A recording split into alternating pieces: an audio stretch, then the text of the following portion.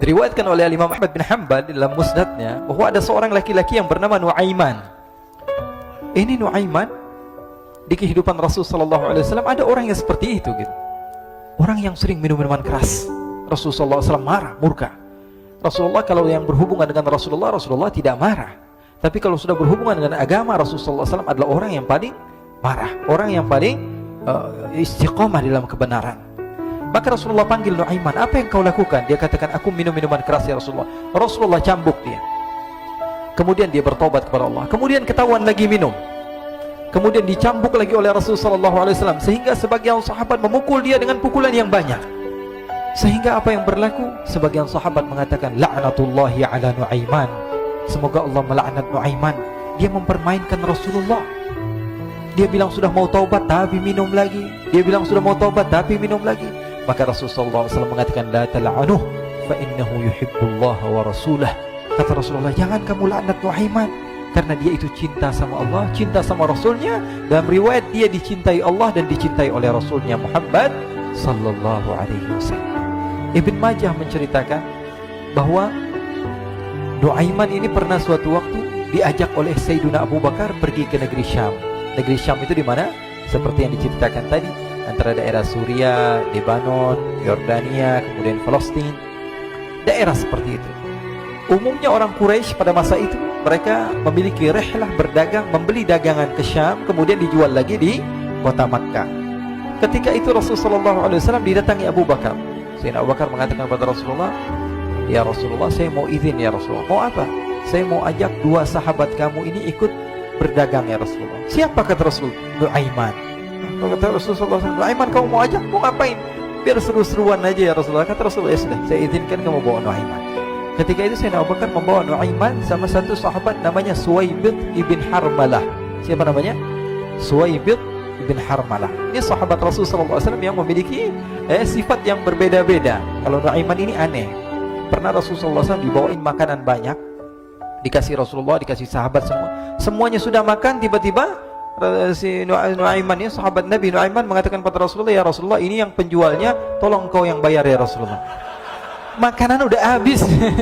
Makanan udah habis. Rasulullah SAW bingung, saya yang bayar. Akhirnya Rasulullah katakan kepada sahabat, ayo keluarkan uang, kita patungan, kita bayar.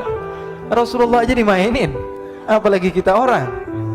Sallu ala Nabi Muhammad. Nuaiman diajak Sayyidina Abu Bakar. Kata Rasulullah SAW, benar kamu mau ajak Nuaiman? Iya ya Rasulullah. Diajaklah akhirnya. Diceritakan dalam riwayat Ibn Majah, diceritakan juga di dalam Siyar A'lam An-Nubala, diceritakan juga di dalam musnadnya Imam Ahmad bin Hanbal, dalam riwayat Imam Ahmad bin Hanbal. Maka diceritakan Nuaiman diajak oleh Sayyidina Abu Bakar. Sesampainya di negeri Syam, semua dibagi tugas.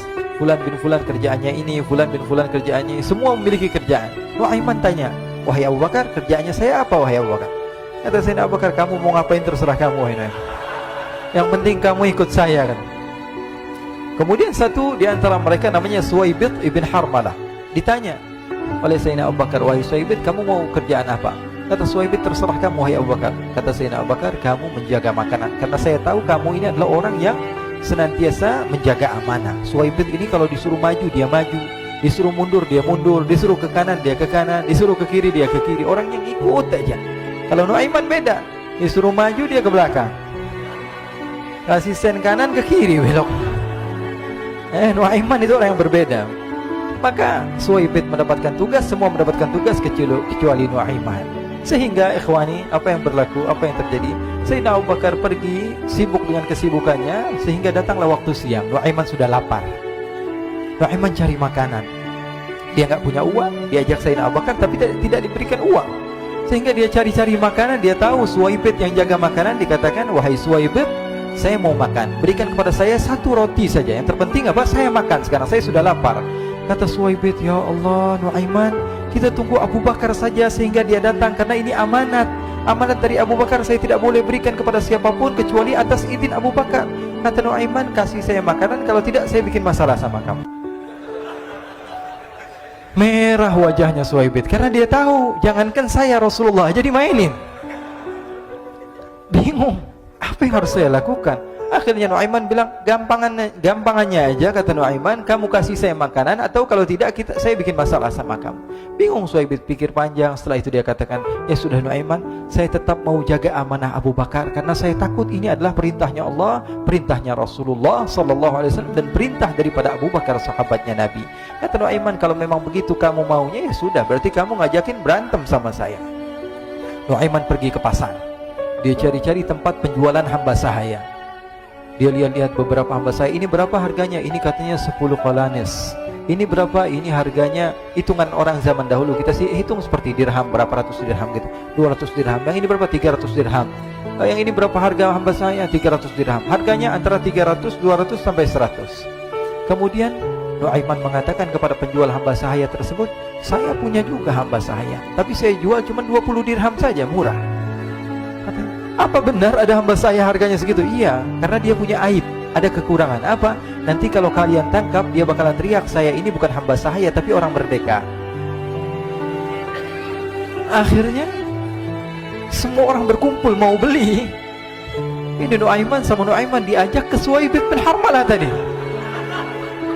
Kata Nuaiman, itu ada orang yang berdiri sedang menjaga makanan, itu hamba sahaya saya, tangkap saja. Oh baik. Diberikan uang 20 dirham, dimasukkan oleh Nuaiman ke kantongnya. Kemudian Suhaib ditangkap.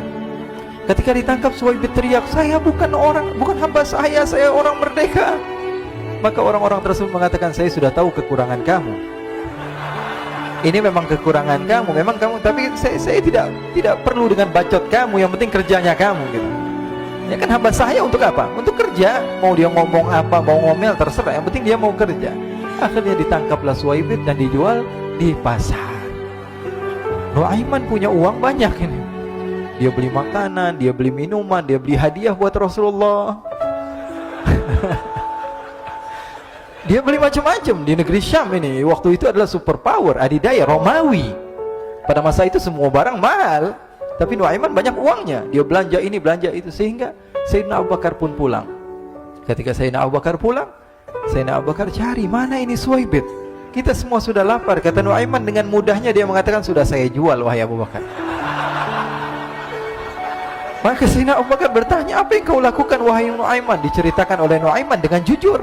Nuaiman ini orangnya apa adanya, tapi nyusahin. Saya jual. Akhirnya dibawa oleh Nuaiman, Sayyidina Abu Bakar pergi ke mana? Ke pasar. Lalu dibeli lagi oleh Sayyidina Abu Bakar As-Siddiq, Suhaib yang tadinya orang merdeka menjadi hamba sahaya sebentar, kemudian dibeli lagi oleh Sayyidina Abu Bakar. Pulang ke Madinah, kisah ini diceritakan di hadapan Rasulullah SAW. Maka perawi mengatakan, fadhahikan nabiyyu hatta badat nawajidhuhu. Ketika diceritakan kisah Nuaiman tersebut dengan Suhaib, Rasulullah tertawa sejadi-jadinya sehingga gigi geraham Rasulullah SAW nampak di wajah mata para sahabat. Sehingga perawi lain mengatakan, 1 tahun berlalu Rasulullah, setiap ada tamu yang datang kepada Rasulullah akan ceritakan kisah Nuaiman menjual Suhaib tersebut. Jadi ada ikhwani, jangan kalian kira Rasulullah SAW itu hidup di satu masa sahabat-sahabatnya itu seperti ustadz-ustadz yang khusyuk, yang kayak Habib bin Anis ini banyak. Bahkan ikhwani, pernah suatu waktu Rasulullah SAW didatangi asyraf, delegasi dari beberapa negara yang ingin mengenal apa itu agama Islam. Sehingga mereka datang ke rumah Rasulullah SAW membawa unta, kendaraan yang ketika itu kendaraan yang paling mahal mereka miliki. Itu untanya yang paling mewah. Diikat di depan rumah Rasulullah SAW. Tamunya pun masuk, duduk bersama Rasulullah SAW. Di depan rumah Rasulullah SAW ada beberapa sahabat. Ada Sayyiduna Hamzah. Kalian tahu Sayyidina Hamzah adalah orang yang pemberani. Ada Sayyiduna Umar. Kalian tahu Sayyidina Umar adalah orang yang pemberani. Ada Sayyiduna Ali bin Abi Thalib. Ada Sayyiduna Sa'ad bin Abi Waqqas. 4 sahabat ini lagi nongkrong gitu depan rumahnya Rasulullah SAW, berjaga sebelum Allah Subhanahu wa ta'ala turunkan ayat wallahu ya'simuka minan nas. Ketika mereka sedang asyik duduk, tiba-tiba Nuaiman datang. Ini Nuaiman kalau datang pasti bikin sesuatu yang aneh. Bahkan dikatakan tidaklah Rasulullah SAW dalam keadaan bersedih, kecuali Nuaiman datang Rasulullah akan tersenyum. Jadi sebagian sahabat itu senang kalau sudah Nuaiman datang, pasti Rasulullah bahagia. Tapi ketika itu Nuaiman datang, ingin duduk bareng-bareng Sayyidina Hamzah. Sayyidina Hamzah katakan kepada Nuaiman, bercanda begitu. Nuaiman, kamu lihat unta orang datang dari luar Arab ini. Lihat, kata Nuaiman, ini besar banget, ini badannya besar gitu. Dagingnya pasti banyak. Iya, ini kalau kita sate enak nih ntar malam. Kata Nuaiman. Kata Sayyidina Hamzah, apakah kamu berani? Kata Nuaiman, saya berani aja asal kalian gak bilang sama Rasulullah. Kata Sayyidina Hamzah, benar wahai Nuaiman, benar kan? Akhirnya Sayyidina Hamzah lupa masalah itu, cuma bercanda-bercanda saja. Sayyidina Hamzah lagi asik sama Sayyidina Umar, Sayyidina Ali. Tiba-tiba apa? Ternyata ketika dia melihat unta tersebut sudah pisah antara kepala sama badannya. Nuaiman mengatakan, wahai Hamzah, ini unta saya sudah potong, saya mau pergi sebentar. Kalau Rasulullah cari saya, tolong jangan beritahu di mana saya. Nanti kalau keadaan sudah aman, mari kita nyate bareng-barengan. Ini ada yang seperti itu di zaman Rasulullah SAW. Maka dia pun berlari dan berlari mencari satu tempat supaya Rasulullah SAW dia selamat daripada Rasulullah SAW. Sehingga Sayyidina Hamzah bingung, ini kalau Rasulullah keluar gimana? Ada Hamzah Asadullah, ada Ali bin Abi Thalib, ada Umar, gak bisa jaga kendaraannya, tamunya Rasulullah Sallallahu Alaihi Wasallam.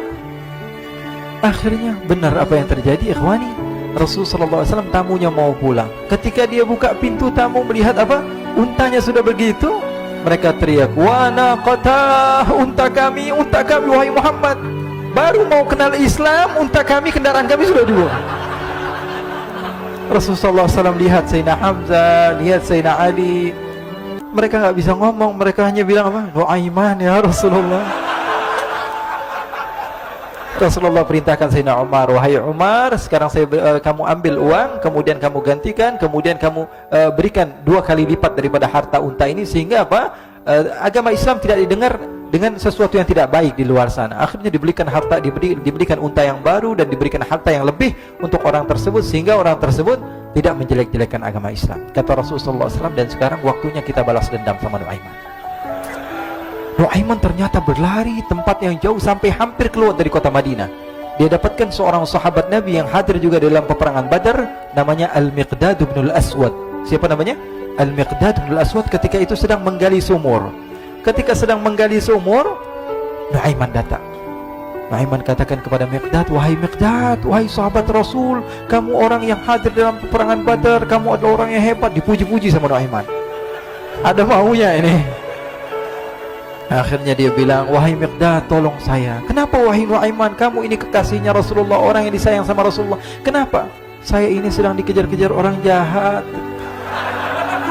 Tolong selamatkan saya. Saya pengen masuk ke dalam sumur, boleh atau tidak? Kata Miqdad, siapa yang mengejar kamu? Pokoknya saya dikejar sama orang-orang. Kamu mau atau tidak selamatkan saya? Ya sudah, selagi kamu itu adalah sahabat Nabi, silahkan kamu masuk. Masuk akhirnya Nuaiman ke dalam sumur tersebut. Lalu Nuaiman mengatakan, wahai Miqdad, dia keluar lagi. Nanti kalau ada yang cari saya, tolong jangan beritahu saya di dalam sumur ya. Kata Miqdad, baiklah. Kata Nuaiman, siapapun yang bertanya tentang saya, kamu tidak akan kasih tahu? Iya kan? Walaupun Rasulullah yang tanya saya? Katanya, nggak mungkin Rasulullah datang ke tempat sejauh ini. Iya, walaupun Rasulullah. Akhirnya masuk Nuaiman. Setelah beberapa menit Rasulullah dan rombongan benar datang. Miqdad bingung ini. Ini kenapa Rasulullah datang ke RW kami ini? Ada apa ini Rasulullah sampai sejauh ini? Ditanya, ya Rasulullah, ada apa ya Rasulullah? Kata Rasulullah, saya cari Nuaiman. Di mana Nuaiman? Inna lillah, kata Miqdad. Nggak dijawab ini Rasulullah. Kalau dijawab saya ingkar janji. Akhirnya apa dia katakan? Wahai Rasulullah, mata saya tidak memandang kepada Nuaiman, tapi tangannya nunjuk ke dalam sumur. Sahabat. Apa dia bilang? Mata saya tidak melihat kepada Nuaiman, tapi tangannya nunjuk ke sumur. Akhirnya dibuka sama Rasulullah, Nuaiman muncul. Kata Rasulullah, Nuaiman, kamu bikin malu saya, wahai Nuaiman. Ya Rasulullah, yang bersalah bukan saya, tapi orang yang mencari saya bersama kamu ya Rasulullah. Akhirnya Rasulullah nengok siapa, ternyata Nuaiman sudah lari kabur. Sallu ala Nabi Muhammad. Kisah-kisah seperti ini sebenarnya banyak sekali ya. Ini menunjukkan kepada kita bahwa kehidupan Rasulullah itu begitu indah. Rasulullah SAW, kalau kamu mau menjadi orang yang baik, contoh Rasulullah. Mau menjadi bapak yang baik, contoh Rasulullah. Mau menjadi pemimpin peperangan yang baik, Rasulullah. Mau menjadi murid yang terbaik, contoh Rasulullah. Bagaimana akhlak Rasulullah. Mau menjadi suami yang baik, contoh Rasulullah. Dalam segala hal, apapun itu, Rasulullah SAW adalah makhluk yang paling terbaik.